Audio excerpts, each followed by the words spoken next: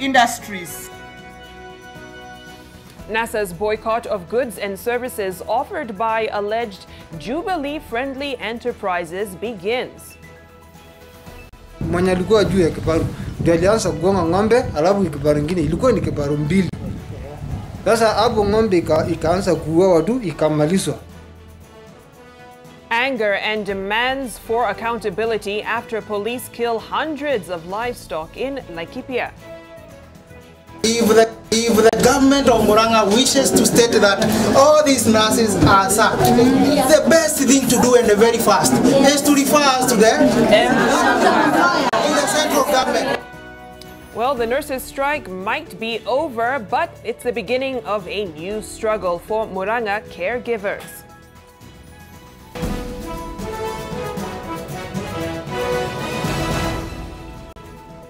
Welcome to the broadcast. I'm Victoria Rubadiri. Our sign language interpreter this evening is David Agondoa. Now, the Kenya National Commission on Human Rights says 54 people, among them minors, lost their lives during this electoral period due to police brutality. 150 others suffered injuries, with some major and others minor. Some of those injured are still in hospital. Now, the commission says 20 other documented deaths are still under investigation to establish whether they are related to pre- and post-election violence. The commission says the election did not meet the required standard as a result of a combination of factors, including violent protests, unfulfilled demands and statements from the Electoral Commission. And as Ken Mujungu reports shortly, the KNCHR also want the courts to take charge of the remaining processes. That story coming to us in just a bit. But the IEBC chairman, Wafula Chebukati, has asked the Director of Public Prosecutions to initiate investigations against some electoral officials in Garissa Township who are accused of manipulating figures in the October 26th fresh presidential election. In a letter written to the Office of the Director of Public Prosecutions, the chair referenced reports released by observer groups which cast doubt on the presidential results from Bulgari Primary School polling station in Garissa. Mr. Uhuru Muigai Kenyatta.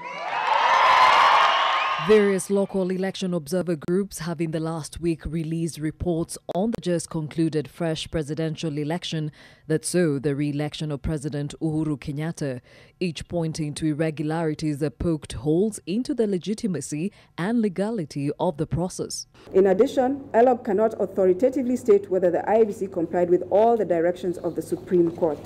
One of the glaring examples raised by observers was at polling station 01 in Bolagi Primary School in Garissa Township, whose figures on the RABC Form 34A did not tally with those on the e-log forms. In one instance, the figure for Uhuru Kenyatta in the e-log form was 86, but the figure in the IEBC form, which was then also transferred to Form 34B, shows 286, so a difference of 200 votes. It is this allegation that has made REBC Chair Wafula Chebukati seek the intervention of the Office of the DPP to investigate the matter. In a letter, the chair has invited the DPP to look into the conduct of electoral officials in Bulagi Primary School in Garissa Township, who, according to an observer's report, seem to have supposedly knowingly filled and filed returns they knew were inaccurate. The chair also points out that the officials may have colluded or acted in a partisan manner to give an undue advantage to a candidate or a political party. Allegations which, if substantiated, will be in violation of Section 6 of the Election Offences Act. In accordance with electoral laws, the allegations may lead to criminal prosecution. Gladys Gashanja, NTV. Let's take you back to our top story. And the Kenya National Commission on Human Rights says 54 people, among them minors, lost their lives during this electoral period due to police brutality. 150 others suffered injuries, with some major and others minor.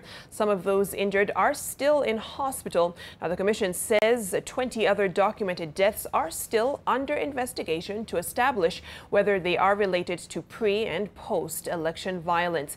Ken Mujungu reports. It is the second report in the last month detailing the events that followed the nullified election and the October 26th repeat election. The Kenya National Human Rights Commission has now amended their previous figures that put the deaths attributed to police brutality and excess use of force at 54. The commission also says more than 150 people were injured. We've noted in our statement of 20 deaths that are unknown because the identities of the family members have not been able to claim. We are still out there investigating each and every fatality and also each and every injury.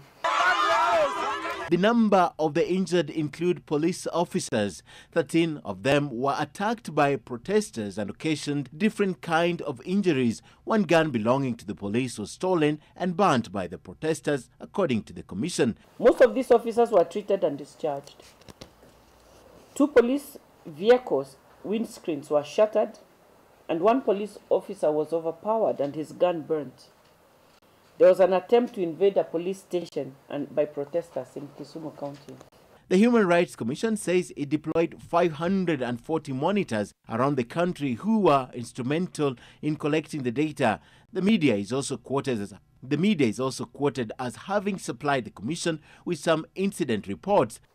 The commission noted that most of the protests turned violent, leaving in their wake deaths, people with gunshot and blunt object wounds, looting, destruction and closure of businesses, disruption of learning, and even destruction of learning institutions. Of concern to the commission is the position taken by the police service that has always dismissed these documented reports. Instead, the commission wants the police to employ different ways of dealing with facts as presented. I don't think our work as state agencies to come up with these numbers so that they get resistance from the Inspector General of Police. We point out these as limitations and weaknesses in our law so that we do better. And we've constantly said we understand the conditions under which the police are working, but then when these numbers come out, they're not actually meant to only portray the police in bad light.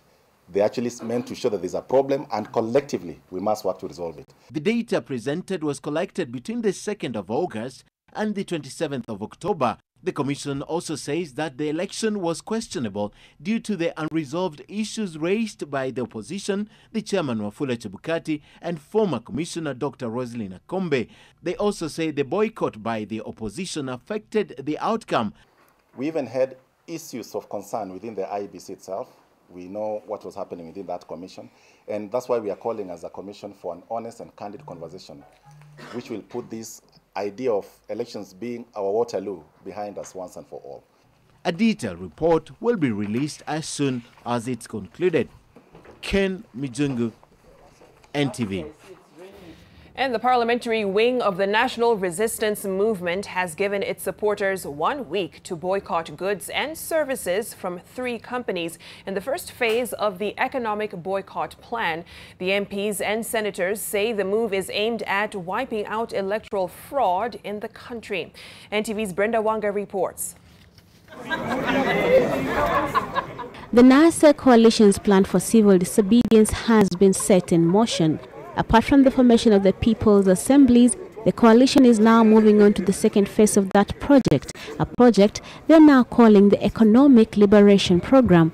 We are launching the program of economic liberation through targeted boycott of companies, corporations and businesses that are beneficiaries and supporters of this regime that is destroying Kenya and frustrating the dreams and aspirations of our people. Already, the coalition has released the first 3 companies that they want their supporters to desist from engaging with. But we are giving our members until Friday next week to migrate from Safaricom. 2, Brookside Dairies. And this includes Brookside, Ilara, Molo Milk, and Delamere, and all products produced by Brookside Dairies. 3, Bidco Industries. And as our members know, this includes Kimbo, Elianto, Golden Fry, Bahari Fry, White Star, Bidco itself, and any product with a Bidco label on it. The parliamentary wing of the National Resistance Movement pins the decision to ask for a Safaricom boycott to what it says was the company's role in the bungled August 8th election. Safaricom senior management knew that these results did not come from the Kim's kit. The company chose to do nothing. We are taking action on behalf of Kenyans for corporates who decided to go in bed with the Jubilee regime, to deprive Kenyans of their rights, their political rights, and their will to express their political rights on whom they want to lead this country. While the NRM pushes a boycott agenda, the Kenya National Chamber of Commerce and Industry says the move is ill-advised and will be detrimental to all spheres of society, political leanings notwithstanding.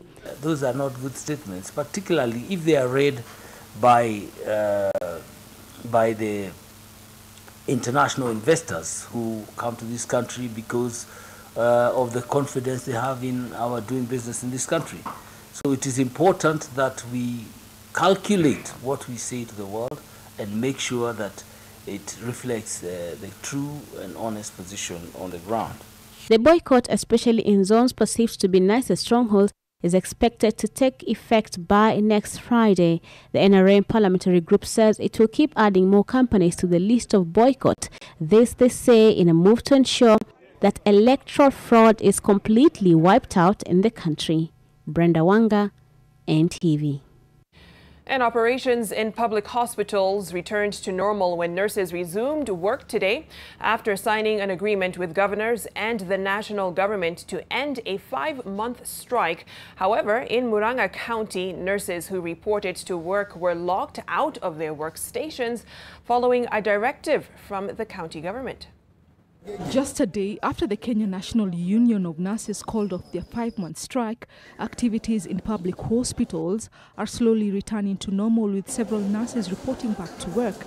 Nurses were stranded at the Murang'a General Hospital after they were denied access to their workstations following a directive from the county government. County Executive Committee member of Health, Joseph Mbai, had instructed the hospital's authorities to keep out any nurse who defied his earlier order to resume work.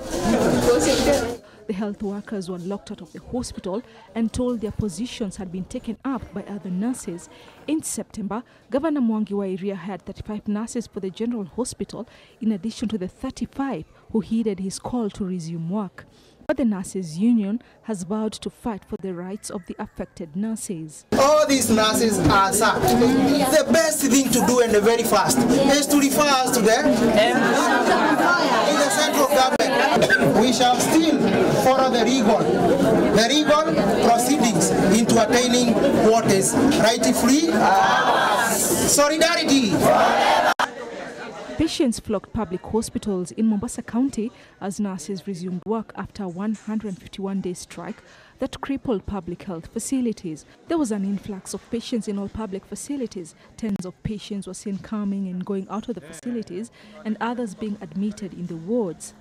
Operations at Baringo County Referral Hospital were slowly returning to normal, with nurses attending to patients both in the wards and outpatient sections. Scores of mothers trooped the facility with their children who had missed out on vital vaccines due to the nurses' strike. More than 90% of pregnant mothers had turned to traditional birth attendants for prenatal care despite the safety risks. Inabidi tutafute private na hiyo saa hatukuwa na wazo lolote about private na ni expensive sana. So kufika hospitalini vile manasi walirudi amepata kujifungua vizuri. In Garissa County, out of 150 nurses, only 20 nurses reported to work. The nursing officer Hassan Mohammed said that the situation in the hospitals was yet to normalize as nurses had failed to report to work, slowing down activities in the hospital. Nashukuru wale wote ambao wamehusika kufanya hii mgomo ishi, kwa sababu imeathiri sana kila mtu, wananchi wa kawaida ambao walikuwa wanategemea sana hospitali za umma. The nurses who work here in Garissa County Referral Hospital, they are from all over the country. These are diverse members of the community, and it was not possible. I don't really sure. I'm not really. It's not practical that all nurses to be on duty today. Long queues were witnessed at the Jaramogi Oginga Odinga Referral Hospital, whose operations had stalled due to the strike. Pregnant mothers and women with young children spent long hours at the patient bays waiting their turn. The situation was the same at the Malindi Sub-County Hospital. There was a flow of patients at the facility after nurses resumed duty. The hospital matron Jessica Deche said that all 105 nurses had reported back to work. For the last 5 months, hundreds of babies below the age of 5 had not been immunized, exposing them to the risk of diseases such as polio, pneumonia and tuberculosis. And in Bungoma County, it was a sigh of relief for the area residents who have been seeking health services in private hospitals. A spot check at Bungoma County Referral Hospital confirmed that patients were visiting the hospitals in large numbers. On Thursday, the Council of Governors, Ministry of Health, and Kenya National Union of Nurses signed a collective bargaining agreement ending the 5-month-long nurses strike. Rozongoi, NTV. Security officers carrying out an operation in Laikipia County are on the spot over alleged killings of pastoralist livestock on Wednesday. Herders claim over 300 cows were shot by officers from the Rapid Deployment Unit. Hundreds of herders have over the past few months driven thousands of animals into Laikipia North looking for pasture and water for their animals. The herders who have been grazing at Ratia in Olmoran Division say they were ambushed by officers drawn from the Rapid Deployment Unit. Kasikia tu kama gari inaguruma ikakuja tu hivi tukastukia ni kifaru. Wakati tuliona tukasema wacha tukimbie tujulishe. Tukafika magoti tukainua mkono juu, sasa kifaru kikakuja kitukatupita mbele yetu. Ng'ombe kasanyika tu hapo hivi. Ndio sasa huyu mtu ya mbele alikuwa tu anagonga, mwenye alikuwa juu ya kifaru ndio alianza kugonga ng'ombe, alafu kifaru nyingine ilikuwa ni kifaru mbili. Sasa hapo ng'ombe ikaanza kuuawa tu, ikamalizwa. Ng'ombe yote ikamalizwa. Ilikuwa ni milango 5, ng'ombe 400. Ikamalizwa tu hapo. Lekimen Lenkakuya, another herder, said he lost his entire herd of 256 cows. Sasa kama napika hapa badala kurudi, alafu serikali inamaliza, naona chungu sana kwa sababu ng'ombe yangu 200 kuchamalizika hapo tu. Sasa jambo gani hii? Tunahamisha serikali, tunashimba kila mtu, kama ng'ombe yetu imeisha. Hii ndio chakula yetu. Hatuna mahindi, hatuna walimaji.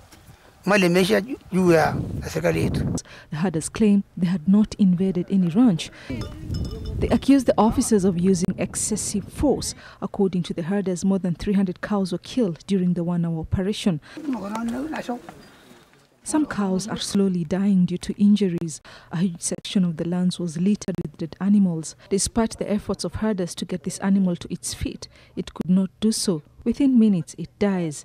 The residents are now calling upon the government to intervene and stop the ongoing operations. And in response to that, Narok Senator Ledama Olekina has condemned the killing of livestock by police officers and demands action. Here's what he had to say. I must say that my heart bleeds for the Maasai nation. Yesterday, we lost over 400 cows which were killed by this regime. And this heightens our resistance against this regime. And elsewhere, Dagoretti North MP Simba Arati has gotten some reprieve after the High Court ordered that he should not be arrested over the state of unrest, destruction of property and breach of peace in Kawangware. Justice Enoch Chacha Mwita issued the directive after Arati's lawyer, James Orengo, appeared before him seeking to stop the legislator's arrest. Well, the judge also certified the case as urgent and directed that the parties appear before him next Friday for further directions. Arati has has sued the Inspector General of Police and the Director of Public Prosecutions. The MP claims that there have been threats and an intention to arrest him over the violence witnessed in Kawangware following the declaration of President Uhuru Kenyatta as the winner of the repeat presidential election. Now, through his lawyer, Orengo, Arati claimed that he has been hospitalized, but the police have been visiting the hospital, his residence, and social places which he frequents. He argued that the impending arrest is unlawful since he has not been questioned or gone under any investigation during this time.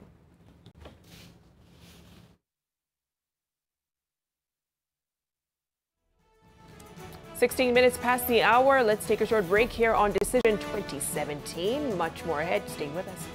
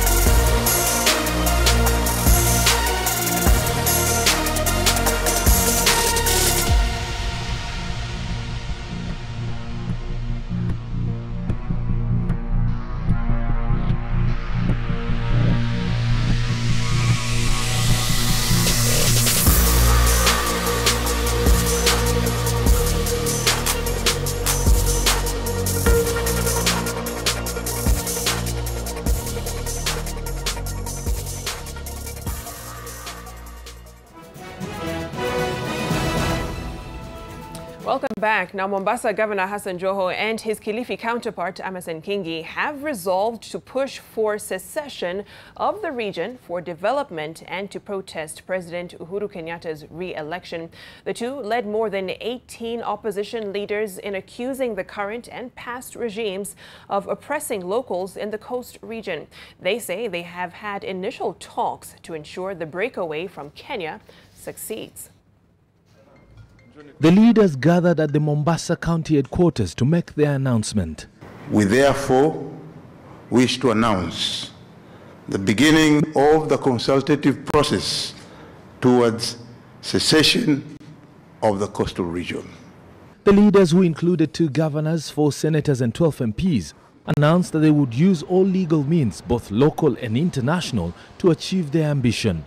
According to Joho, local and international lawyers have been engaged to ensure the coast delinks from the rest of the country for development. If people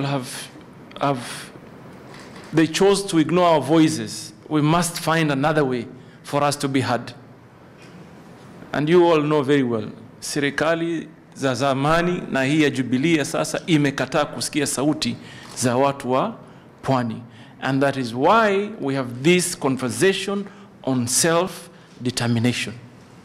And to achieve this group of leaders says it will hold a series of meetings with the clergy, elders, youth and others in the region so that the ambition is not seen as a drive by the elected leaders alone. But even as the group made this announcement, it became apparent that their mission will not be as easy as it sounds. One of the biggest challenges will be the narrative that will prevail across the country. Are these leaders associating themselves with the outlawed Mombasa Republican Council, which has been termed as an illegal outfit? MRC has already faulted the leaders, accusing Joho and Kingi of being dishonest and self-centered. Sisi hatutumii any illegal means. Hautuwezi kwenda route hiyo, tutaenda kwa njia ya sheria ya kitaifa na ya kimataifa. Tumekutana na tukazungumza swala nyeti, swala ambalo tunataka haki yetu ya kujitenga kama eneo, tuanze safari kuhakikisha kwamba tumefanikisha haki hii. Concerns on the economic repercussions at the coast are also likely to be dominant. What will happen to the communities that reside at the coast but do not agree with this push for cessation? It is no longer feasible for us as a people to continue in a country that does not recognize our aspirations as legitimate. The leaders insist their ambition is in the interest of Kenyans at the coast. MPs Owen Baya, Abdul Swamad Sharif, Mohamed Faki and Senator Stewart Madzayo have been selected to spearhead the push for secession. From here, the MPs say they will draft a bill and present it to Parliament to officially begin the push to allow the coast to govern itself. Nimrod Tabu, NTV. Illegalities and other actions that have led to land injustices historically are wrongs that the National Land Commission and the Ministry of Lands seek to correct through a historical land injustice program. About 118 cases from 9 counties will be the first among many which date back to 1895 and ending in August 2010. Leila Mohammed reports. Ever since the white man arrived on the shores of East Africa and settled in what would later be termed as the British Protectorate of Kenya, many indigenous people have suffered pain of loss of land, property and life. While the white man kept for himself all the arable and fertile land, this culture of grabbing unfortunately did not live along with him, and for more than a century, Kenyans are said to have suffered more due to historical land injustices. And of course, a grievance is something that each occasion, as was mentioned. Displacement. Many of us was displaced from our Avesio areas. And up to this day, some people have never returned. Several initiatives were done through TGRC and the Ndungu report and so on. All these ones, in one way or the other, addressed the issue of the historical land injustice. Through a collaborative framework, the NLC and the Ministry of Lands have developed legislation which culminated in the enactment of the Land Laws Amendment Act 2016 that will address historical injustices in the country. They will establish, the commission will establish a historical land injustices committee, which will comprise about 4 commissioners. And then, of course, when you talk about conduct of this investigation, remember it has to provide investigations of a claim, how was it done, conduct of hearings, notice to appear, because some people might choose not to appear. For those who have complaints dating back to 1895, when the British colonial government took over Kenya, and August 27, 2010, when the new constitution was promulgated, the NLC says that one can submit the complaint in written form, after which it will be subjected to a criteria analysis. NLC then will send an acknowledgement form to the claimant. It will also inform the claimant on whether the claim meets criteria before sending the document to the person being accused. It has so far prepared, that committee has so far prepared a register for all claims received, which now stand at 111, with most claims submitted from Mombasa, Kilifi, Kwale, Nandi, Murang'a, Narok, Nakuru, Kiambu, and Nairobi.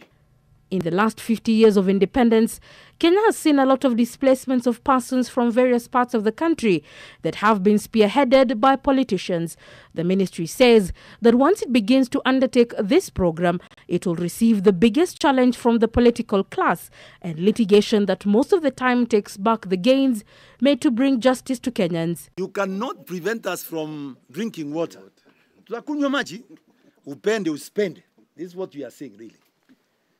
We recently did forward draft regulations required to guide resolutions of historical land injustices to the Attorney General. And I'm happy to inform the entire nation that the regulations were gazetted on 6th of October 2017. Some of the remedies that the team suggests would be restitution, reparation, affirmative action, order for revocation or reallocation of land, creation of way leaves, resettlement on alternative land, and sale and sharing process.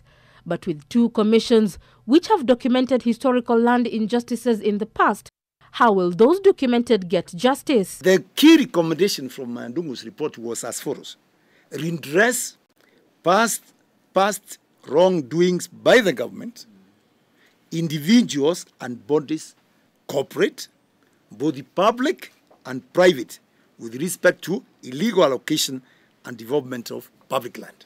I think some people will expect us to say, this matter was in TGRC report, we have called the person, he is going to be done this way. Then people feel justice has been meted. On the contrary, we have resolved most of the issues which were in the TGRC report. Land in Kenya remains an emotive issue and a bitter pill to swallow for those who have been historically affected by this issue. And now with this new program by the NLC and the Ministry of Lands, they say justice will finally be served. Leila Mohammed, NTV, Nairobi. We're heading into a break right now. Laban Cliff Onserio standing by with the business news, and you can expect this. M-Pesa and data.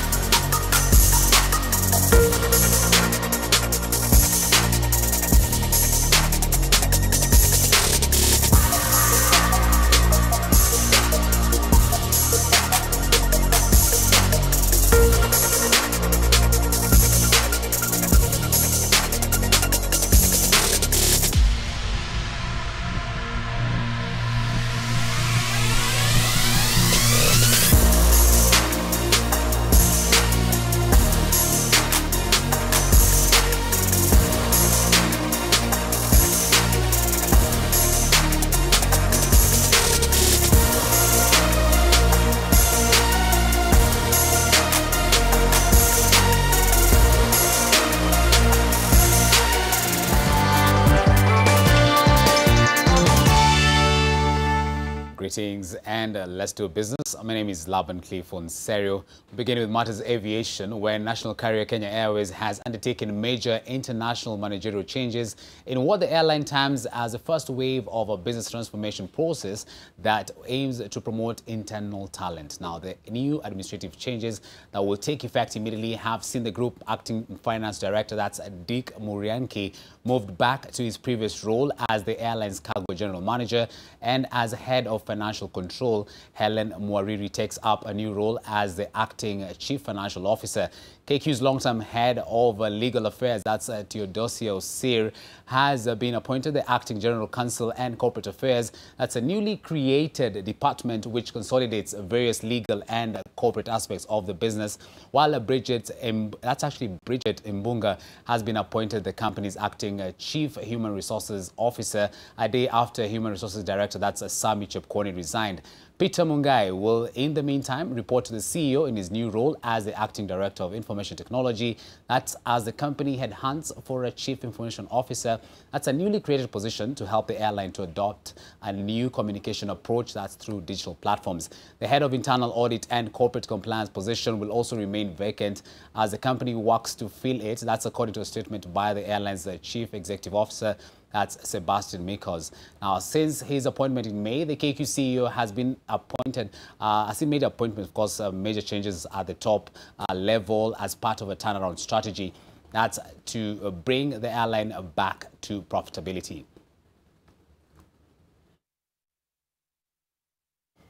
I should also mention there that the head of procurement, that's Chris Owanda, who served Kenya Airways for nearly about 9 years, has also taken leave, of course, paving way, of course, that position being vacant for future. Moving on, have you been unable to get a loan because banks are refusing to lend the money to you? That's in the name of capping up of interest rates. Well, this is the fault of the government, which is denying that law an opportunity to thrive. Now, that's according to the Kenya National Chamber of Commerce and Industry, that's KNCCI, which is also called banks greedy, was so at a time when the economy is depressed.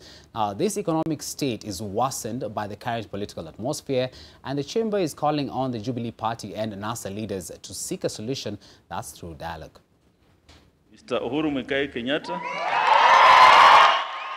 There has been back and forth about the way forward for Kenya owing to the current political situation, with the calls for dialogue growing day by day. The government and the opposition must sit together as leaders and show leadership to this country and remove the self from this whole scenario and talk about the interests of the greater population.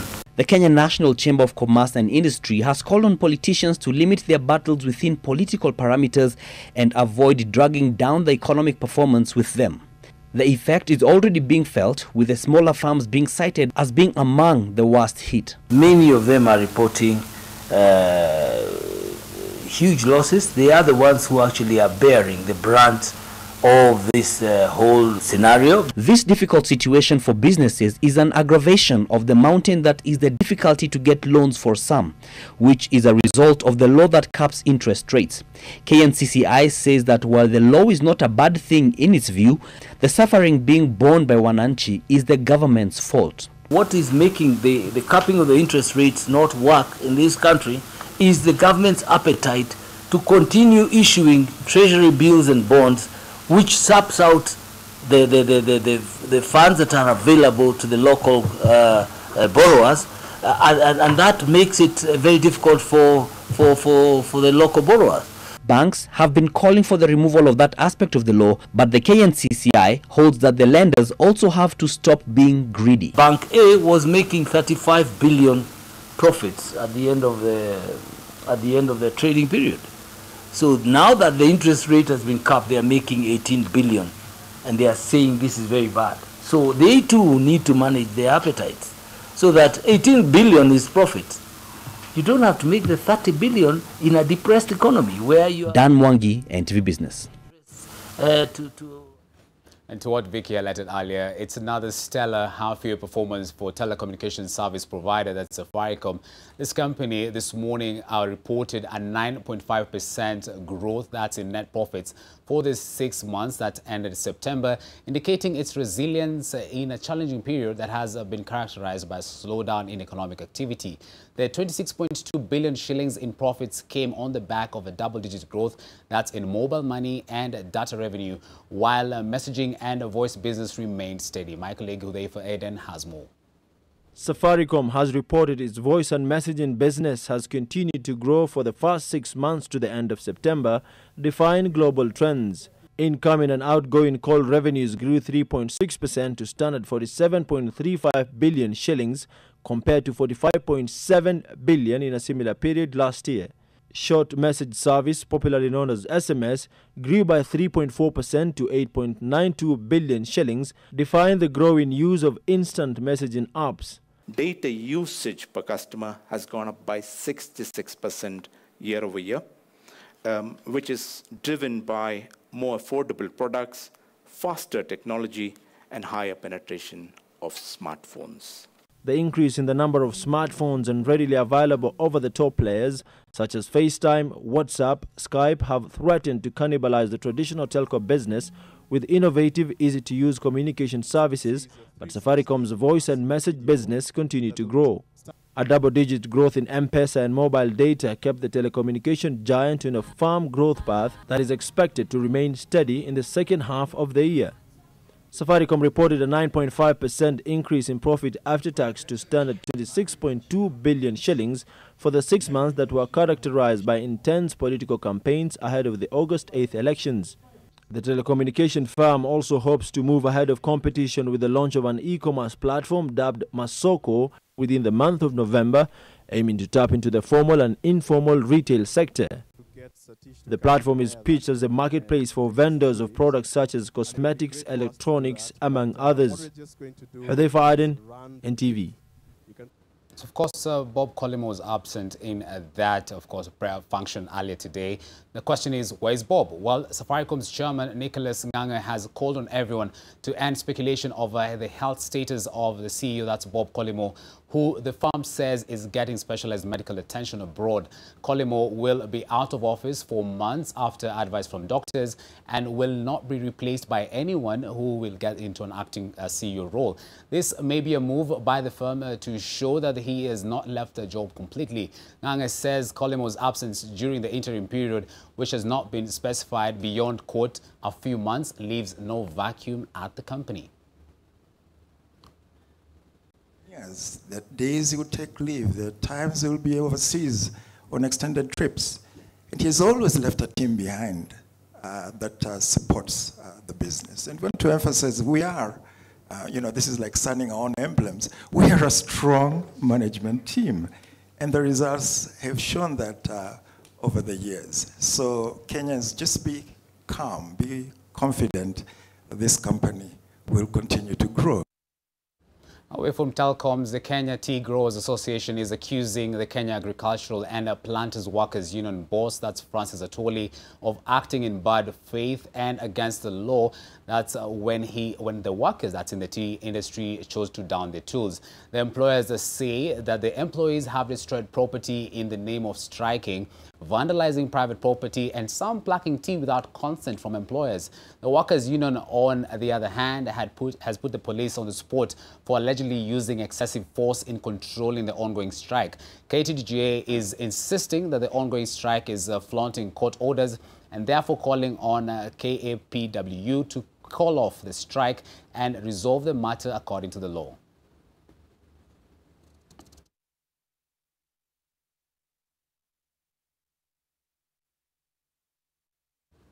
Something to look forward to. Plans are gathering momentum to unveil the winners of the KPMG and the Nation Media Group Top 100 Mid-Sized Companies Awards. That's this year's awards were restricted to past winners since the awards were launched back in 2008. Now, in celebrating the 10th anniversary, KPMG and NMG will also celebrate excellence. That's in various categories, including Best in Innovation, Young CEO Award, and Best in Corporate Social Initiatives. The awards will culminate in celebrating the club Hub 101 that's open to companies that have surpassed the 1 billion shilling in annual turnover.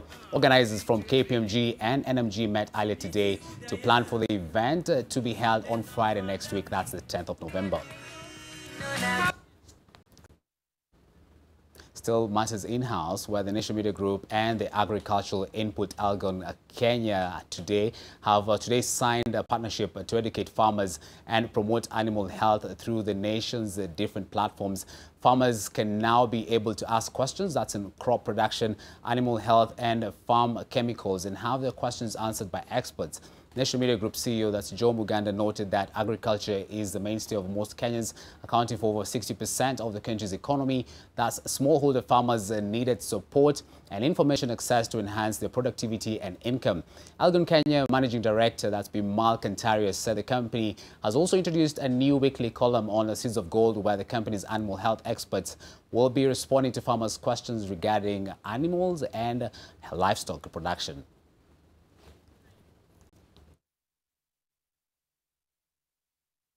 We hope will be the premier online farmers portal, where farmers can come and talk about their problems, ask us questions directly, and eventually it's going to be a buyers-sellers forum as well. So if you want to sell your tomatoes, we want to get buyers online, we want to get that communication going. Again, it's not necessarily a profit motive for us, but I do want us to engage with farmers. The thing that is really exciting is the fact that you're beginning to go down the digital space. And taking advantage of the assets that we have internally to try and get to your consumers. The world today is very joined up, and consumers don't consume these things in unique sort of mediums. Everything supports the other, and I think as we go down this route, that you participating in that channel will be very pleasant. And to your dose of Food Friday. And today I take you to Uasin Gishu County, where, like most parts of the North Rift, which is largely known for, of course, cereal production, but attractiveness fortunes from a fruit that promises several health benefits have seen some farmers slowly embrace apple farming. That's in a bid to keep both poverty and doctors away. Gabriel Kudaka visited a farmer who propagates apple seedlings. That's in Uasin Gishu County, and shares his story.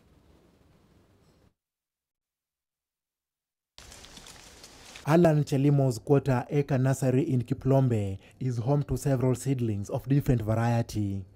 But what stands out is a well-tended apple tree with healthy fruits dangling that eventually leads us to its nursery.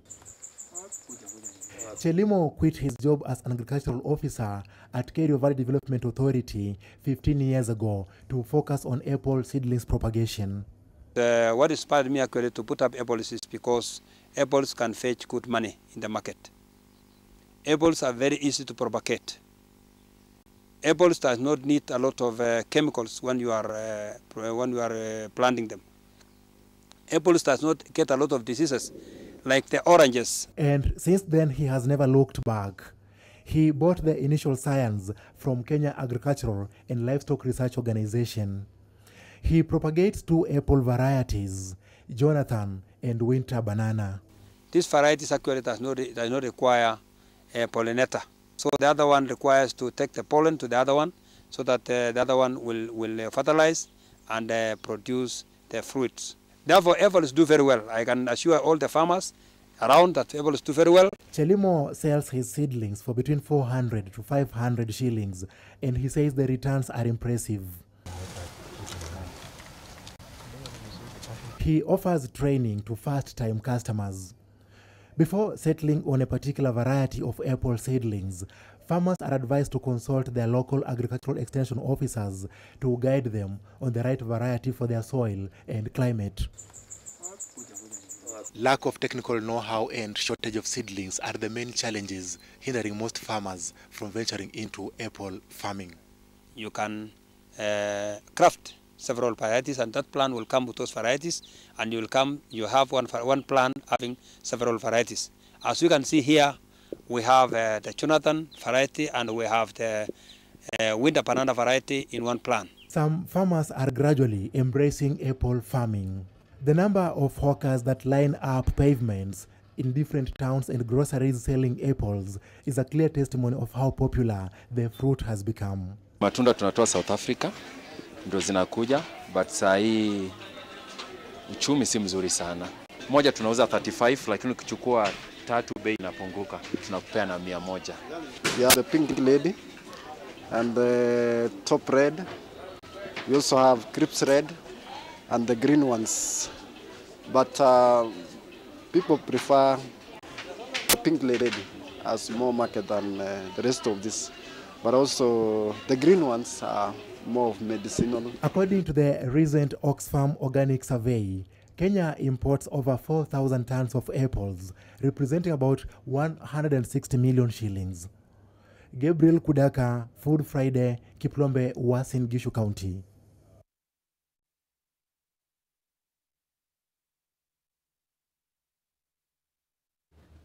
And that's it for business news. My name is Laban Clifford Serio. I can hear what's in Karuma in the background, of course, preparing for the sporting action, so stay tuned.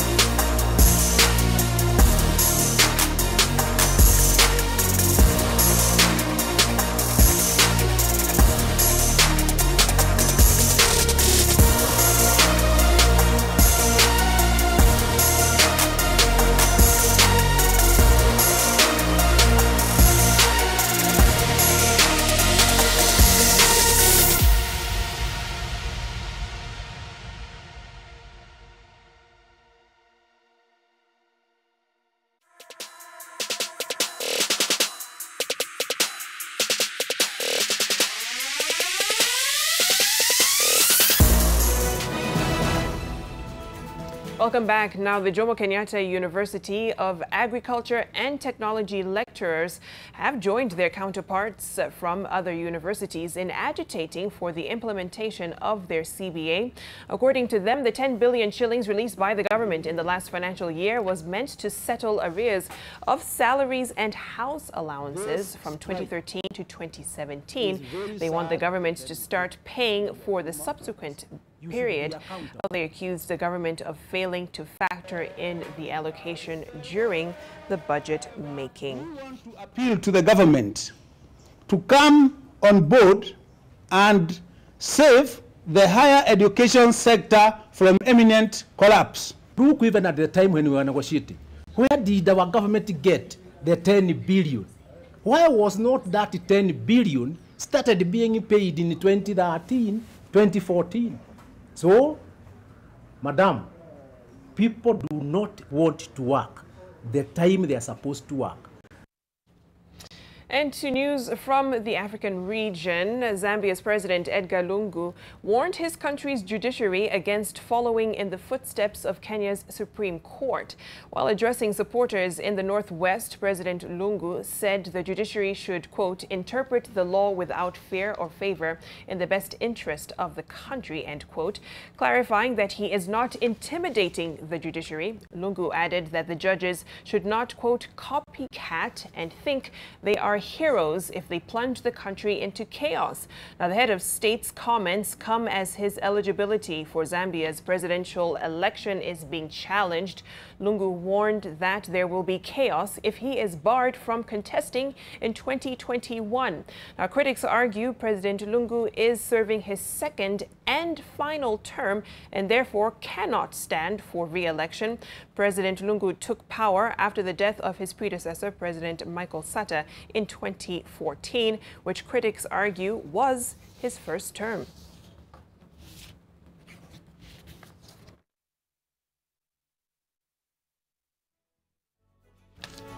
All right, let's take another short break here on Decision 2017. Sports news coming up next with Watson Karuma. Here's what's coming up.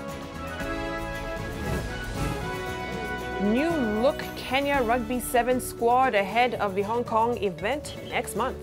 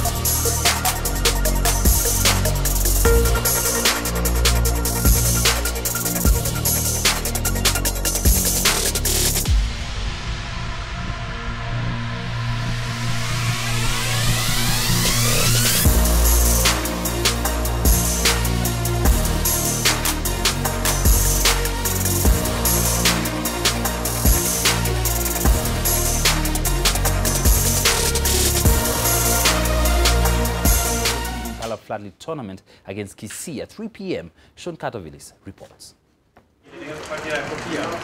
Strathmore Leos, Elkians Musonye and Alex Solaba along with KCB's Peter Kilonso, have all received their first international tour call-ups to the Kenya Simba squad, and that's for the Hong Kong Cup of Nations, which is set for the 10th to the 18th of November. Head coach Jerome Parwater named his squad of 26 players that leaves on Monday, and the team sees the return of fly halves Nato Simiyu and Biko Adema of Impala and Nondies. The target is really to go out there. We want to go positive into next year. So, as we say, we're not going to compete. We're going to play this tournament and win this tournament. The Simbas start their campaign with a clash against Chile on the 10th of November before playing Russia on the 14th, and they play their final match against hosts Hong Kong on the 18th of November. The World Rugby has noticed what Kenya Rugby has been doing, especially the Kenya 15s. The performance last year in Brazil, the performance against Spain, the performance against Portugal, the performance against Germany and against Hong Kong has given the platform for us to get invitations like the Four Nations. Meanwhile, Kenya Cup and defending champions KCB will kick off this weekend's Impala Floodlit tournament against Kisii RFC from 3 p.m. at the Impala Club. Strathmore Leos will play Mean Machine at 5 p.m. and that'll be followed by the last clash of the day between Kenya Harlequins and Homeboys at 7 p.m. Sean Carter-Villas, NTV. While 800 meters record holder David Rudisha is the latest elite athlete to weigh in on the doping menace in Kenya, the Olympic champ has accused the drug cheats of tarnishing the Kenyan name. Rudisha says the only people that can stop the vice in the country are the athletes. Doping has been the biggest menace here in this region, and actually is really becoming a big problem in our sport. And you know, it's a matter of concern that we want to come together with the government and all other stakeholders to fight these doping issues, because this is what actually wants to kill our loved athletics, which has been bringing this country a lot of pride for many years. Tori Pragasa of Dolphin Swim Club just missed out on a new national record on the first day of the Kenya Swimming Federation National Age Group Open and Relay Swimming Championship in Mombasa today. 21-year-old Pragasa clocked 1 minute 6.13 seconds in the 100 meters breaststroke event to beat his own all-comers national record. Samuel Donga of Otter Swim Club touched the wall after Pragasa, while Bandari's Nobi Obuya was third. In the boys' open 50 meters backstroke, 17-year-old Obuya won in 28.30 seconds, while Bandari's Ridwan Abubakar took the boys' open 1500 meters freestyle crown. The boys' open 400 meters individual medley crown went to Swale Taib of Bandari, who won it in 4 minutes 57.0 seconds.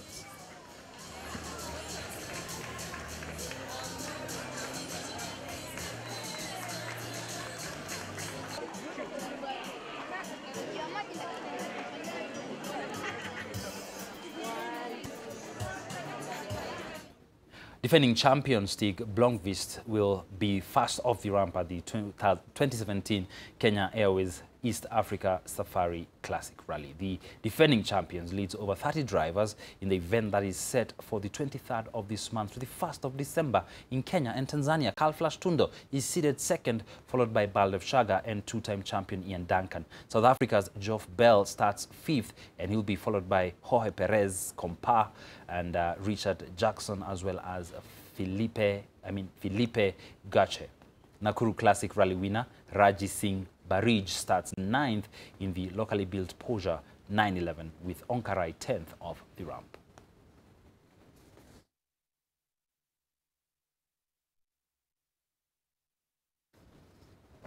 The biggest matches in the English Premier League this weekend will be on Sunday, as the holders Chelsea entertain Manchester United at the Stamford Bridge in the late kickoff, ahead of Arsenal's visit to Manchester City. However, match day 11 kicks off on Saturday as Stoke welcome former champions Leicester City in the round of matches before the last international.